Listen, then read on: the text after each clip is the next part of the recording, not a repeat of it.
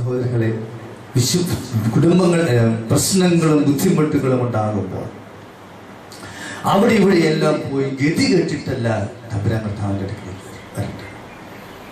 അത് ഞാനത് പറഞ്ഞത് ആ വിഷയം പറയാനല്ല.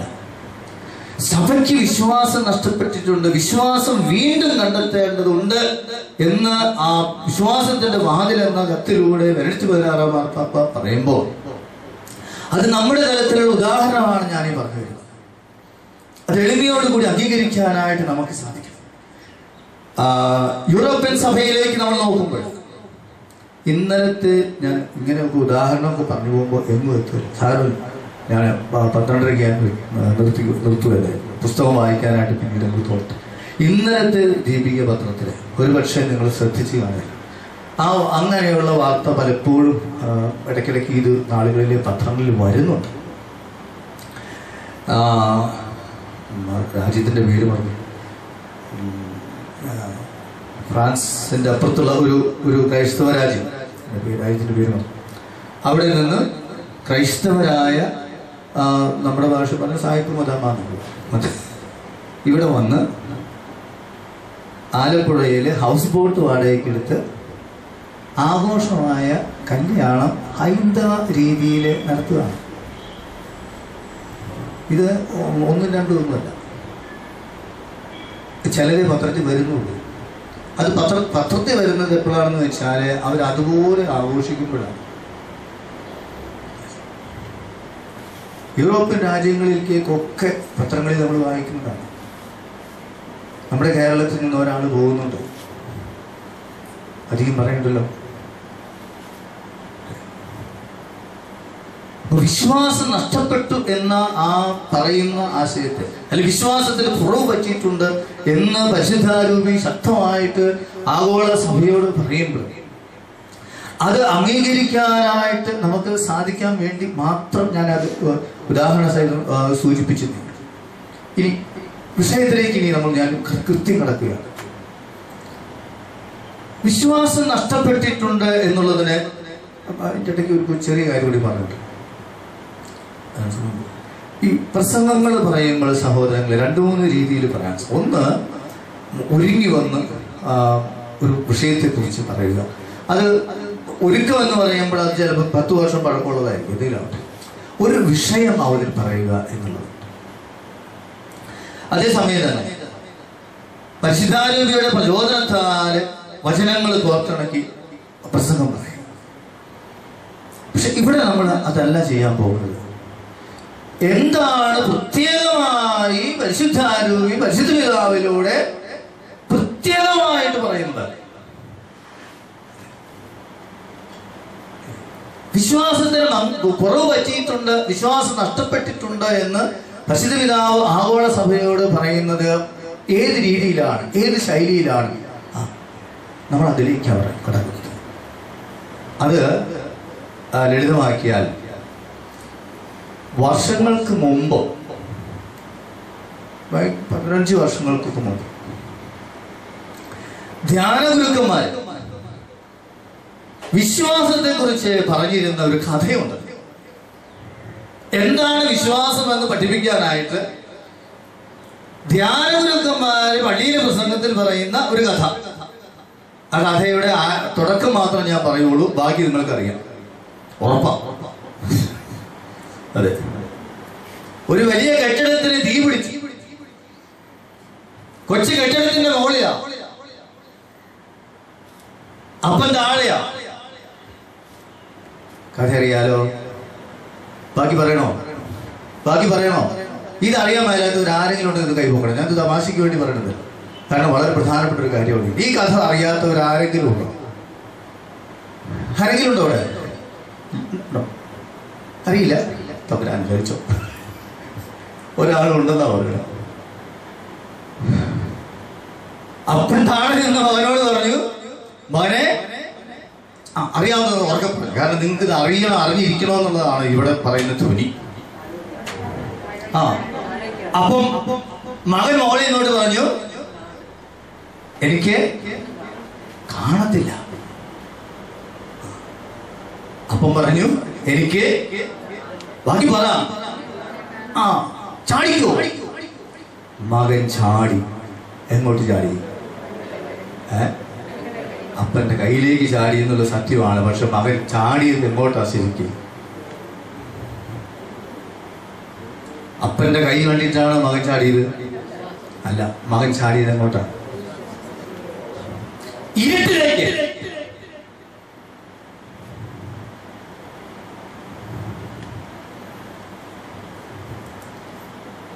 ആധുനിക സഭയിലെ വിശ്വാസം എന്ന് പറയുമ്പോൾ അതിരുട്ടിലേക്കുള്ള ചാട്ടമായി മാറി.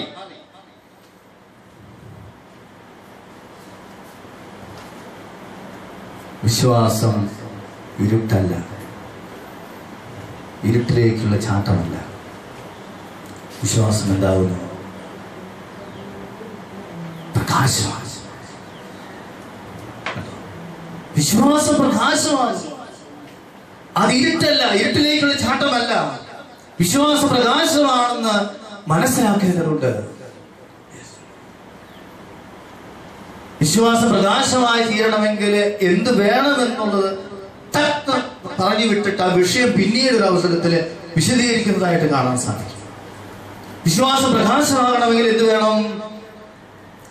ഈശോയെ ഉത്തിതനായ നിത്യപ്രകാശത്തെ. മിശിഹായാണ് നിത്യപ്രകാശമാണ്. സൂര്യൻ പ്രകാശമാണ്. പക്ഷേ ദിവസത്തിൽ 12 മണിക്കൂർ കാണാൻ പറ്റും. മിശിഹായാകുന്ന സൂര്യൻ പ്രകാശിപ്പിക്കുന്നത് ഭൗതിക യാഥാർത്ഥ്യങ്ങളല്ല, ആത്മീയ യാഥാർത്ഥ്യങ്ങളെ. ആത്മീയ യാഥാർത്ഥ്യങ്ങളെ മുഴുവൻ എന്നും പ്രകാശിപ്പിക്കുന്ന നീതി സൂര്യനായ നിത്യ സൂര്യനായ മിശിഹായെ നമ്മള് വ്യക്തിപരമായിട്ട് അനുഭവിക്കുമ്പോഴാണ് ഇരുട്ടായി നിൽക്കുന്ന പ്രകാശം പ്രകാശമായിട്ട് തീരുന്നത്. അതിൻ്റെ വളരെ ലളിതമായ ഉദാഹരണം നമ്മുടെ തലത്തിൽ പറഞ്ഞാൽ, രോഗങ്ങളുണ്ട്, പ്രശ്നങ്ങളുണ്ട്, അതുകൊണ്ട് ഇതുകൊണ്ട് മക്കളുണ്ടാകുന്നില്ല. അന്നാ പോക്കോ, അട്ടപ്പാടിക്ക് പോക്കോ, മദർ ഹോമിലേക്ക് പോക്കോ, അല്ലെങ്കിൽ വരിഭവനിലേക്ക് പോക്കോ, അല്ലെങ്കിൽ അണക്കരയ്ക്ക് പോക്കോ. ഓ, വിശ്വാസം. പക്ഷെ ഏതെങ്കിലും പ്രാർത്ഥനാ ഭവനത്തിലേക്ക് പോയി, ഏതെങ്കിലും ധ്യാന മന്ദിരത്തിലേക്ക് പോയി, അവിടെ പ്രാർത്ഥിച്ചു, അവിടെ സ്തുതിച്ചു. സ്തുതിച്ചപ്പോഴോ ഈശോയെ കണ്ടു, ഈശോയുടെ സ്പർശനം അനുഭവിച്ചു. ഇരുട്ട് പ്രകാശമായി മാറി.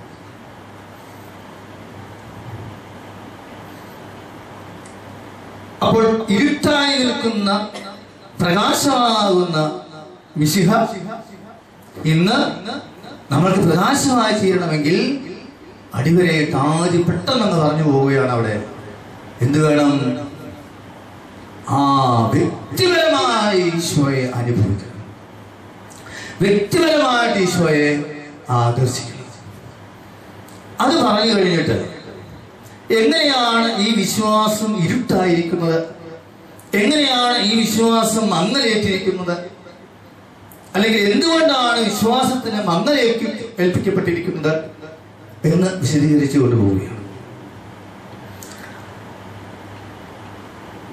വിശ്വാസം യഥാർത്ഥത്തിലെ പ്രകാശമായിട്ട് തീരണമെങ്കിൽ വ്യക്തിപരമായ അനുഭവം എന്ന് പറയുന്ന യാഥാർത്ഥ്യത്തിലേക്ക് ചിലപ്പോൾ എല്ലാവർക്കും ഉയരാനായിട്ട് സാധിക്കില്ല. ഇപ്പൊ നിങ്ങളില് വ്യക്തിപരമായിട്ട് ഈശോയെ തിരുവോസ്തിയിലോ കുർബാനയിലോ വൈദികന്റെ കയ്യൊപ്പ് ശുശ്രൂഷയിലോ കണ്ടവരെത്ര പേരുണ്ട് എന്ന് ചോദിച്ചാല് കുറച്ച് പേര് കാണും. എല്ലാവരും കണ്ടിട്ടില്ല.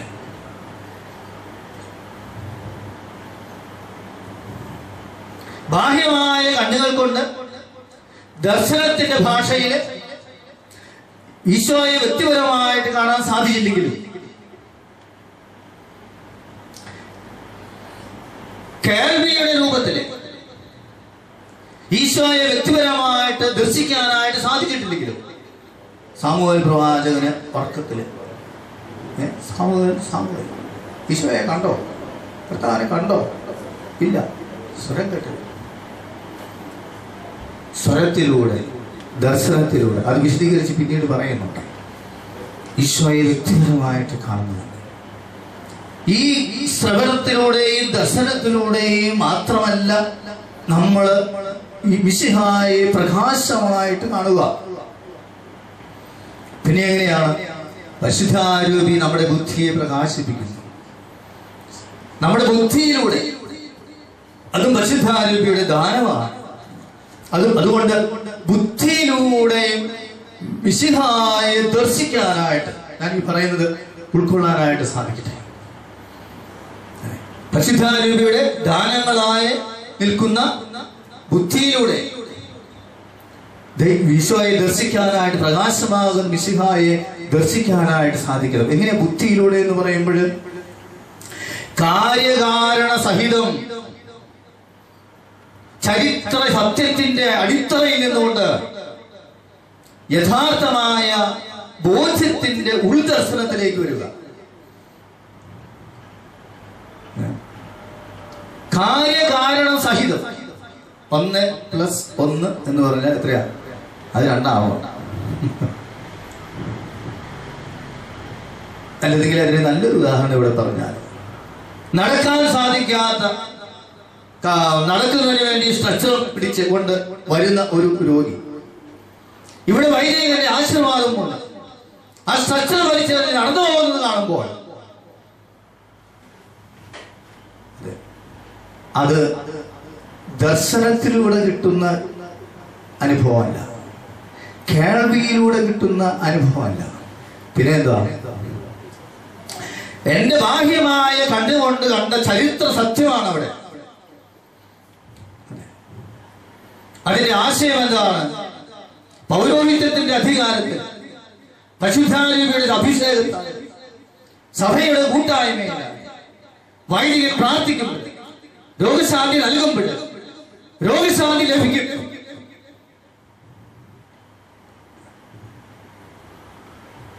അപ്പോൾ ബൗദ്ധിക തലത്തില് ബാഹ്യമായ ചരിത്ര സത്യങ്ങളെ ബാഹ്യമായിട്ട് കാണുന്നത് കൊണ്ട് കാര്യധാരണ സഹിതം അവിടെ ചിന്തിക്കുമ്പോഴും അത് ശരിയായിട്ട് നിൽക്കും. അപ്പോൾ ഇരുട്ടാകുന്ന പ്രകാശം വെളിച്ചമായിട്ട് തീരാൻ ചരിത്രത്തിലേക്ക് നോക്കുക. ഇനിയുള്ള ആശയങ്ങൾ ഞാൻ വളരെ ചുരുക്കി പറഞ്ഞ് എൻ്റെ അവസാന ഭാഗത്തേക്ക് വരാം. ചരിത്രത്തിലേക്ക് നോക്കുമ്പോൾ എൻ്റെ സഹോദരങ്ങളെ, ഈ അടുത്ത കാലഘട്ടങ്ങളിൽ രണ്ടാം വത്തിക്കാൻ കൗൺസിലിൻ്റെ പ്രബോധനങ്ങളെ ശരിയായ രീതിയിൽ മനസ്സിലാക്കാത്തത് കൊണ്ട് ദൈവശാസ്ത്രജ്ഞന്മാർ വരെ ഇവിടെ ദൈവശാസ്ത്രജ്ഞന്മാരെ ഉദ്ദേശിച്ച് വിശ്വാസത്തെക്കുറിച്ച് പ്രത്യേകം പറയുന്ന ചില കാര്യങ്ങളും ഉണ്ട്. നമ്മൾ ദൈവശാസ്ത്രജ്ഞന്മാരാണോ? അതെ. ദൈവശാസ്ത്രജ്ഞന്മാരല്ലാത്തവരാരെങ്കിലും ഇരിപ്പുണ്ടോ? അതെ, എല്ലാവരും ദൈവശാസ്ത്രജ്ഞന്മാരാണ്. എന്താ ദൈവശാസ്ത്രം? ഇവിടെ പറഞ്ഞു വയ്ക്കും. മനഃശാസ്ത്രത്തിന്റെയോ സാമൂഹിക ശാസ്ത്രത്തിന്റെയോ പ്രകൃതി ശാസ്ത്രത്തിന്റെയോ തത്വശാസ്ത്രത്തിന്റെയോ വെളിച്ചത്തില് നമ്മൾ ഉണ്ടാക്കുന്നതല്ല ദൈവശാസ്ത്രം. ചരിത്രത്തിലൂടെ ദൈവം വെളിപ്പെടുത്തിയിട്ടുള്ള സത്യങ്ങളെ മനസ്സിലാക്കാനുള്ള പരിശ്രമമാണ് ദൈവശാസ്ത്രം. വളരെ പ്രധാനപ്പെട്ടത്. ദൈവം നിങ്ങൾക്ക് വ്യക്തിപരമായിട്ട് കാണുവാനുള്ളതായ, സ്പർശിക്കപ്പെടുവാനുള്ളതായ, ശ്രമിക്കുവാനുള്ളതായ, രോഗശാന്തി സ്വീകരിക്കുവാനുള്ളതായ അനുഭവം തന്നിട്ടുണ്ടെങ്കിൽ ആ അനുഭവത്തിന്റെ വെളിച്ചത്തില് ദൈവത്തെ കുറിച്ച് പറയുമ്പോൾ നിങ്ങൾ ദൈവശാസ്ത്രജ്ഞന്മാരാണ്. അപ്പം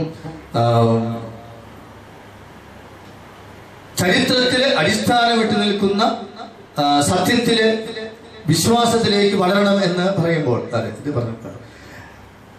രണ്ടാം വത്തിക്കാൻ കൗൺസിലിന്റെ പ്രബോധനങ്ങൾ ശരിയായ രീതിയിൽ മനസ്സിലാക്കാതെ ചില ദൈവശാസ്ത്രജ്ഞന്മാര് വരെ പറഞ്ഞു വെച്ചു, എല്ലാ മതങ്ങളും ഒന്ന് തന്നെ, കൃഷ്ണനും ദൈവം, അള്ളായും ദൈവം, ഈശോയും ദൈവം. അതുകൊണ്ട് പ്രശ്നങ്ങളും രോഗങ്ങളും ഉണ്ടാകുമ്പോൾ ആദ്യം കൃഷ്ണന്റെ അടുത്ത് പോയാലും കുഴപ്പമില്ല. ഇവിടെ വെച്ചിട്ട് പിതാവ് പഠിപ്പിക്കും, ചരിത്രത്തിലെ അവതരിച്ച ഒരേ ഒരു ദൈവം, അത് മിശിഹായാണ്. ആ ഒരു ദൈവത്തില് വിശ്വസിക്കാനായിട്ട് നമ്മൾ തയ്യാറാണ്. ആ ഒരു ദൈവത്തിൽ വിശ്വസിക്കാനായിട്ട് ചരിത്ര യാഥാർത്ഥ്യങ്ങളെ കൂദാശകളിലൂടെ ദൈവം നമുക്ക് നൽകുന്നു, ആരാധന ക്രമത്തിലൂടെ നമുക്ക് നൽകുന്നു. ആരാധന ക്രമത്തിലെ ശ്രവണമെന്ന വരത്തിലൂടെ അല്ലെങ്കിൽ ദാനത്തിലൂടെ, ദർശനമെന്ന വരത്തിലൂടെ, ദാനത്തിലൂടെ ആരാധനക്രമത്തില് ഈശോയെ, ദൈവത്തെ വ്യക്തിപരമായിട്ട് കണ്ടുമുട്ടാനായിട്ട് നമ്മൾക്ക് സാധിക്കണം എന്ന് പറയും. വ്യക്തിപരമായിട്ട് നമ്മൾ ഈശോയെ കണ്ടുമുട്ടുമ്പോൾ എന്താ സംഭവിക്കുന്നത്? സത്യം അറിയുന്നു, സത്യം അറിയുന്നു. നമ്മൾ എവിടെയാ തുടങ്ങപ്പോൾ ഒരു കാര്യം പറയുന്നത്, സ്വർഗാരോഹണം ചെയ്ത മിശിഹ സ്വർഗത്തിലേക്ക് പോയില്ല, പോയി, യെസ്, സ്വർഗത്തിലേക്ക് പോയെങ്കിലും എവിടെയുണ്ട്?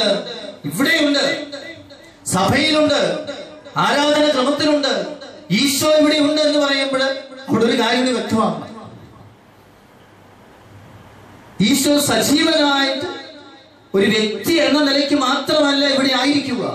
ദിവ്യകാരുണ്യത്തില്, തിരുവോസ്തിയില് ദൈവത്തിന്റെ വൈയക്തികമായ സാന്നിധ്യമുണ്ട്.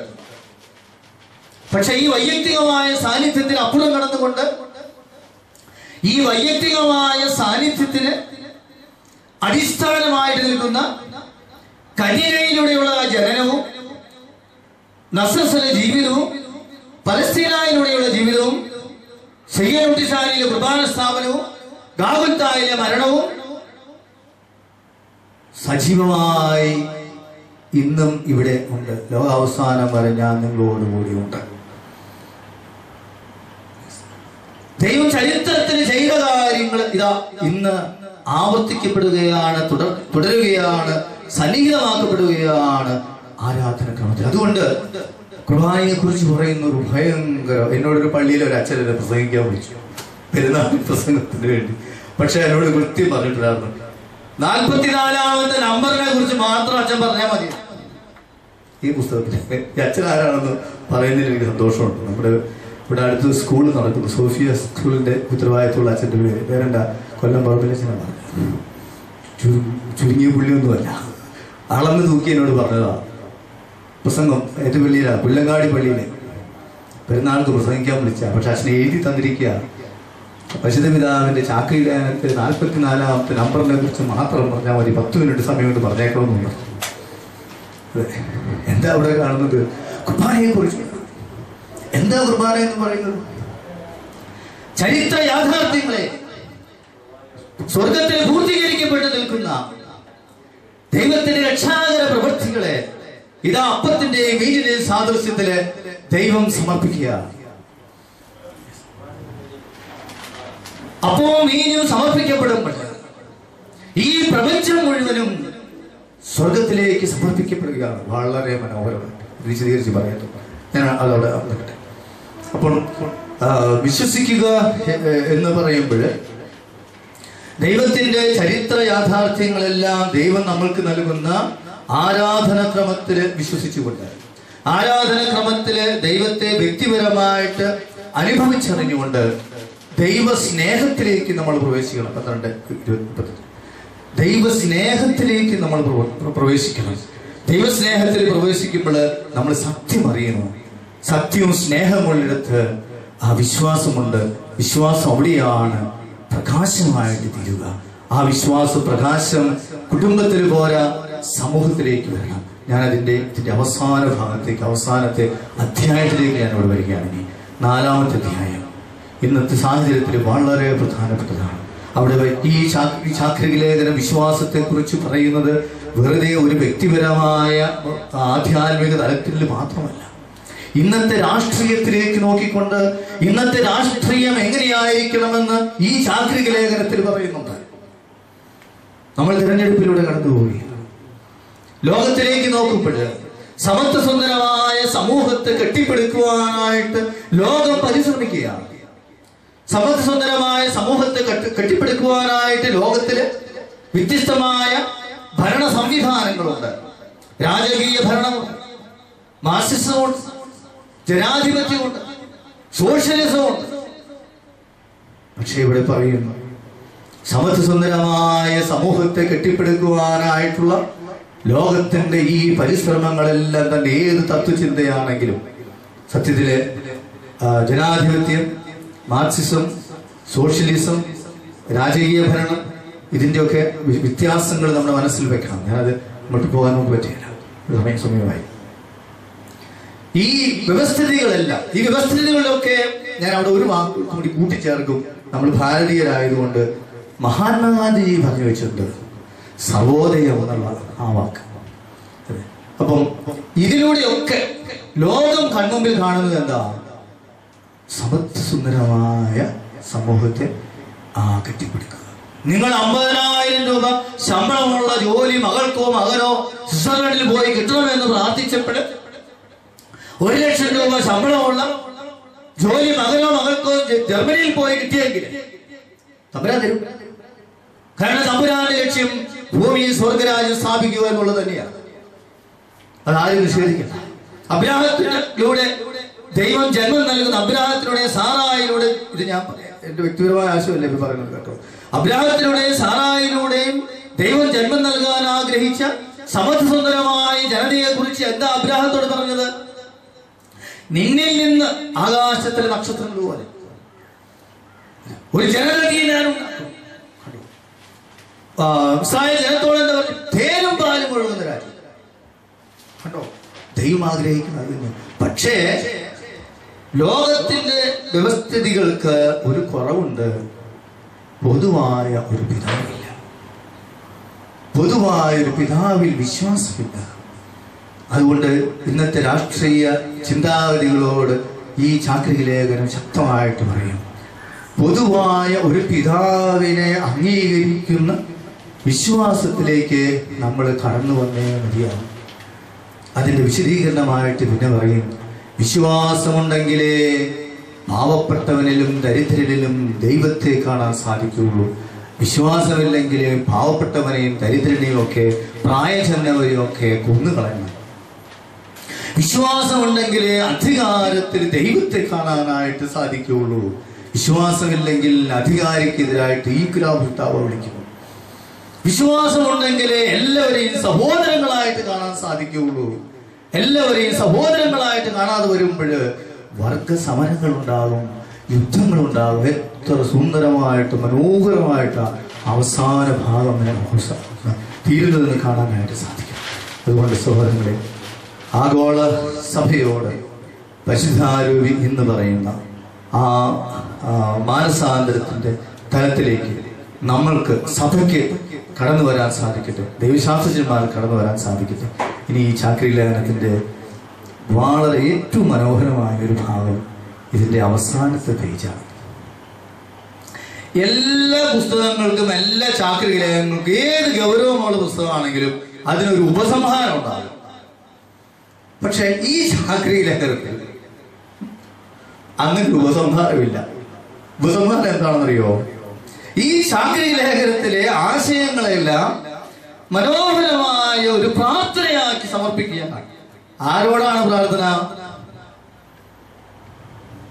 മാതാവിനോട്. മാതാവിനെ കുറിച്ച് ഇതിനകത്ത് അധികം വേറെ പറയുന്നില്ല.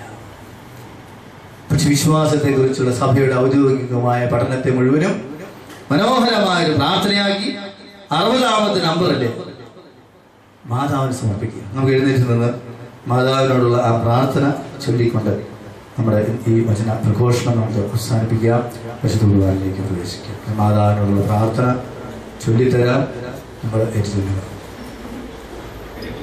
അമ്മേ, അമ്മേ, ഞങ്ങളുടെ വിശ്വാസത്തെ സഹായിക്കണമേ. ദൈവത്തിന്റെ വചനം ശ്രവിക്കുവാനും അവിടുത്തെ സ്വരവും വിളിയും തിരിച്ചറിയാനും ഞങ്ങളുടെ കാതുകളെ തുറക്കണമേ. അവിടുത്തെ കാലടികളെ പിന്തുടരുവാനുള്ള ഞങ്ങളുടെ ഞങ്ങളുടെ സ്വന്തം ദേശത്ത് നിന്ന് പുറപ്പെട്ട് അവിടുത്തെ വാഗ്ദാനം സ്വീകരിക്കാനുള്ള അഭിലാഷം ഞങ്ങളിൽ ഉണർത്തിയാലും വിശ്വാസപൂർവം ഞങ്ങൾ ഈശോയെ സ്പർശിക്കുവാൻ വേണ്ടി അവിടുത്തെ സ്നേഹത്താൽ സ്പർശിക്കപ്പെടുവാൻ ഞങ്ങളെ സഹായിക്കണമേ. ഞങ്ങളുടെ വിശ്വാസം വളർച്ച പ്രാപിക്കാൻ വിളിക്കപ്പെടുമ്പോൾ കുരിശിന്റെ നിഴലിന് താഴെ പ്രത്യേകിച്ച് പരീക്ഷണ വേളകളിൽ ഞങ്ങളെ തന്നെ പൂർണ്ണമായി അവിടത്തേക്ക് വരവേൽപ്പിക്കാനും അവിടുത്തെ സ്നേഹത്തിൽ വിശ്വസിക്കുവാനും ഞങ്ങളെ സഹായിക്കണമേ. ഞങ്ങളുടെ വിശ്വാസത്തിൽ ഉത്തിതന്റെ സന്തോഷം വിതച്ചാലും വിശ്വസിക്കുന്നവർ ഒരിക്കലും ഒറ്റയ്ക്കല്ലെന്ന് ഞങ്ങളെ അനുസ്മരിപ്പിക്കണമേ. ഈശോ ഞങ്ങളുടെ പാതയ്ക്ക് പ്രകാശമാകാൻ വേണ്ടി എല്ലാ കാര്യങ്ങളും അവിടുത്തെ കണ്ണുകളോടുകൂടി കാണുവാൻ ഞങ്ങളെ പഠിപ്പിക്കണമേ. അങ്ങയുടെ പുത്രനും ഞങ്ങളുടെ കർത്താവുമായ ക്രിസ്തു തന്നെയായ ആ അനശ്വര ദിനത്തിന്റെ ഉഷസ് വരെ ഈ വിശ്വാസ വെളിച്ചം ഞങ്ങളിൽ എപ്പോഴും വർദ്ധിക്കട്ടെ.